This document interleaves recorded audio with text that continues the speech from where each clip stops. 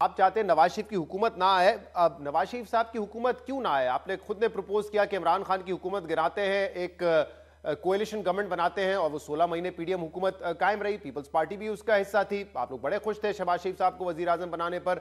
आप बड़े बड़े खुश थे कि बिलावल साहब उसी कैबिनेट में वजीर खारजा का पोर्टफोलियो भी ले। तो आप लोग तो लेकर आए थे उनको साथ इस प्रपोजल पे। अब क्या हो गया? अब क्यों आप समझते हैं कि नवाज शरीफ के साथ हुकूमत नहीं अच्छा, बनाई जा सकती?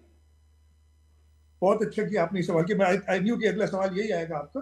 और देखिए, उस वक्त जो पाकिस्तान तहरीक इंसाफ मुल्क के साथ कर रही थी, और खास तौर पे आखिरी दिनों में जो इमरान खान ने सिर्फ अपनी कुर्सी बचाने के लिए मुल्क की सालमियत, मुल्क की फॉरेन रिलेशन, सब कुछ मैं वो पास वो सब तबाह कर दी। बहुत जरूरी था कि उनको हटाया जाए। इनिशिएटिव बिल्कुल पाकिस्तान पीपल्स पार्टी का था। इनिशिएटिव बिलावल भुट्टो जरदारी का था कि हमने कॉन्स्टिट्यूशनल मीन्स से इमरान खान को हटाना है। और उन्होंने उसी सिलसिले में लॉन्ग मार्च किया। लॉन्ग मार्च कल्मिनेट हुआ इस्लामाबाद में with the submission of the vote of no confidence. और हमने जो किया बिल्कुल ठीक किया। उसके बाद ऑब्वियसली दो ऑप्शंस थे। या तो दोबारा इलेक्शंस हो जाए, एकदम असेंबली डिसॉल्व हो जाए और क्राइसिस शायद और क्रिएट हो जाए, कि इमरान खान अनकॉन्स्टिट्यूशनल स्टेप उन्होंने किया है, जो अभी रिसेंटली सुप्रीम कोर्ट ने भी उसके बारे में बातें की, बताया है चीफ जस्टिस साहब ने और सुप्रीम कोर्ट ने। या तो हम वो करें, या जो अपोजिशन पार्टीज है उनके इकट्ठा करके हुकूमत बनाए। दूसरा ऑप्शन हमने चूज किया। गलत किया, सही किया, मेरा ख्याल है उस वक्त बिल्कुल सही किया।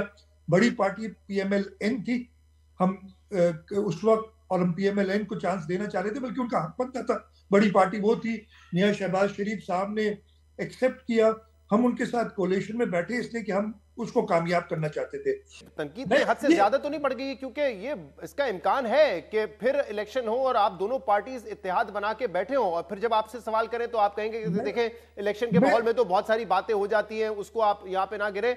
मैं इसलिए कह रहा हूं मुराद साहब, क्योंकि जो हामिद मीर साहब को इंटरव्यू दिया था, आखिरी इंटरव्यू आसिफ अली जरदारी साहब ने, उसमें उन्होंने कहा था मुझे एक कोalition गवर्नमेंट बनती नजर आ रही है जिसमें नून लीग भी होगी, पीपल्स पार्टी भी होगी।